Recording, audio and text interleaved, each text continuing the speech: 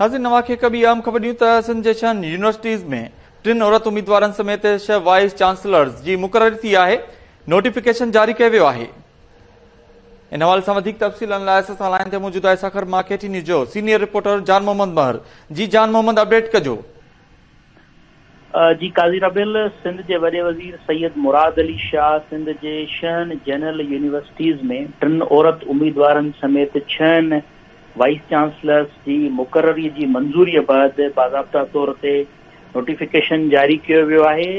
जॾहिं त 7वीं जेका यूनिवर्सिटी है खैरपुर टेक्निकल यूनिवर्सिटी उनके वाइस चांसलर की मुक़ररी बाबत अञा ताईं फ़ैसिलो न थी सघियो आहे। वॾे वज़ीर सैयद मुराद अली शाह कुछ ॾींहं अॻु सिंध के 7 जनरल यूनिवर्सिटीज़ में वाइस चांसलर्स की मुक़ररी के लिए सर्च कमेटी पारा हर यूनिवर्सिटी लाइ शॉर्ट लिस्ट कियल 3 उम्मीदवारनि जा इंटरव्यूज़ कया हुआ। इंटरव्यूज़ बाद सिंध के वॾे वज़ीर सैयद मुराद अली शाह सिंध के 6 यूनिवर्सिटीज़ में वाइस चांसलर्स की मुक़ररी की मंजूरी ॾिनी हुई, समरी ते साइन करे छॾी, जंहिंखां पोइ अॼु उन्हनि जा नोटिफिकेशन जारी किया विया आहिनि। IBA यूनिवर्सिटी सखर के लिए प्रोफेसर आसिफ अली शेख के वाइस चांसलर मुक़रर किया वियो आहे, जंहिंजो नोटिफिकेशन जारी थियो आहे। Professor Asif Ali Shaikh NED university Karachi में डीन तौर ते कम करे रहियो हो। जॾहिं त मेहरान इंजीनियरिंग यूनिवर्सिटी लाइ डॉक्टर ताहा हुसैन के वाइस चांसलर मुक़रर किया वियो आहे। डॉक्टर ताहा मेहरान इंजीनियरिंग यूनिवर्सिटी में वक्ती वाइस चांसलर तौर ते कम कर रहे हो। इन सां गॾु दाऊद इंजीनियरिंग यूनिवर्सिटी कराची के लिए प्रोफेसर डॉक्टर समरीन हुसैन के वाइस चांसलर मुक़रर किया वियो आहे। समरीन हुसैन अरोड़ यूनिवर्सिटी सखर में वक्ती वाइस चांसलर मुक़रर हुई। प्रोफेसर जाहिद हुसैन खंड के Aror architect and heritage university Sukkur जो वाइस चांसलर मुक़रर किया वियो आहे। जाहिद हुसैन खंड IBA यूनिवर्सिटी सखर जो साबिक़ रजिस्ट्रार है।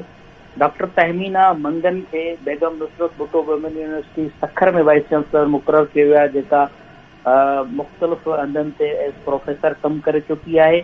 डॉक्टर अरबेला भुट्टो के शहीद अलाबख्श यूनिवर्सिटी जामशोरो में वाइस चांसलर मुक़रर किया वियो आहे। Arbela Bhutto Mehran engineering university में प्रोफेसर एंड डायरेक्टर तौर ते कम करे रही।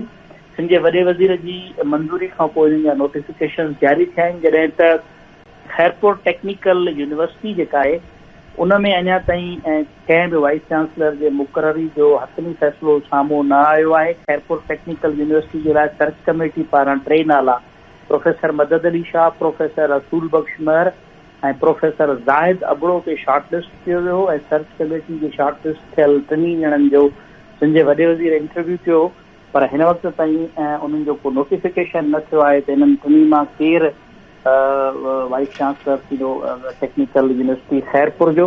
पर इम्कान घणा ये ॿुधाया पिया वञनि त प्रोफेसर रसूल बख्श महर या मदद अली शाह मां को हिकिड़ो वाइस चांसलर मुक़रर थींदो। जी वॾी महिरबानी अपडेट करण लाइ जान मोहम्मद महर। अवां खे आम ख़बर ॾियूं त सिंध जे 6 यूनिवर्सिटीज़ में 3 औरत उम्मीदवारनि समेत 6 वाइस चांसलर्स जी मुक़ररी थी आहे। नोटिफिकेशन जारी कयो वियो आहे।